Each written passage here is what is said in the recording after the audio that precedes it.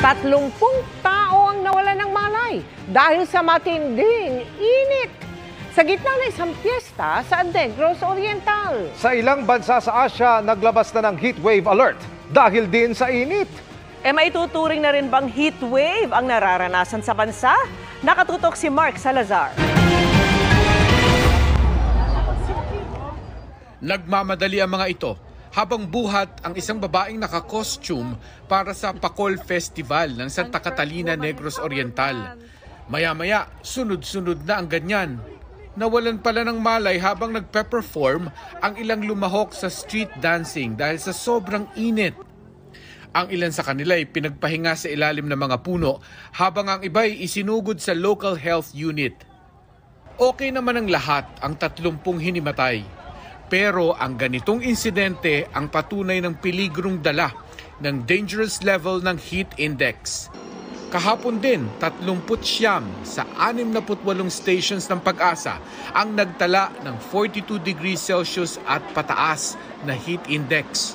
Medyo matindi po kasi yung temperatures natin recently dahil may high pressure na naka-apekto sa atin lalo na nung early April.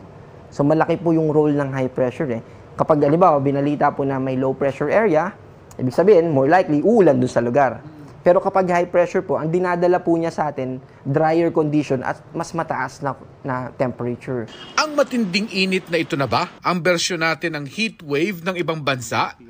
Sa definisyon ng World Meteorological Organization, ang heat wave ay abnormal heat weather na tumatagal ng ilang araw hanggang ilang buwan kung saan hindi pangkaraniwan ang tindi ng init.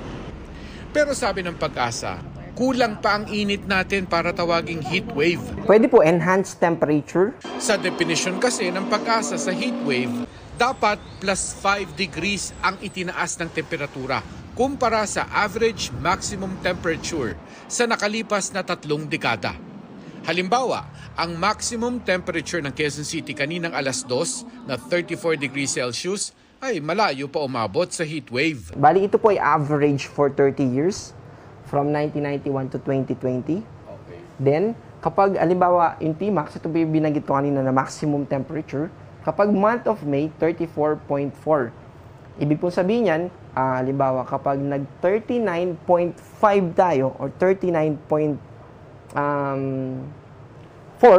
plus 5, yung temperature natin for like 3 to 5 or sabihin na natin 5 consecutive days. Ibig sabihin, pag na-observe natin, dun natin masasabi na heat wave yun. Masalimuot din daw maghimay ng klima sa Pilipinas dahil sa ating pulupulong isla na ang iba'y may mga bundok at napapaligiran pa ng mga dagat. Yung Tugigaraw po ay isang valley. Dahil may tinatawag din po tayo na urban heat island effect. So yun sa area na highly urbanized, relatively mas mataas yung temperature niya. Kapag ang lugar ay valley o napapagitna sa dalawang bundok gaya ng Cagayan, mas mahirap umihip ang hangin kaya mainit. Ang urban heat island effect naman sa mga syudad ay ang init ng singaw ng semento na pinaiinit lalo ng mga bakal at salamin sa syudad. Pero hindi lang sa Pilipinas mainit, kundi sa ibang bahagi ng Asia. Tulad sa Bangladesh kung saan isang linggo hanggang 43 degrees Celsius ang temperatura, kaya may nationwide heatwave alert. Suspendido ang mga klase roon at apektado ang mga hayop. Hanggang 5 degrees na mas mainit ngayon kumpara sa parehong panahon nung nakaraang taon. Kaya daan-daan na ang sabay-sabay magdasal para umulan. Sa Thailand naman, umabot sa 30 ang patay dahil sa heat stroke. Kaya pinapayuhan ng mga naroon na iwasan munang lumabas. Record-breaking naman ang init ngayong Abril sa Myanmar.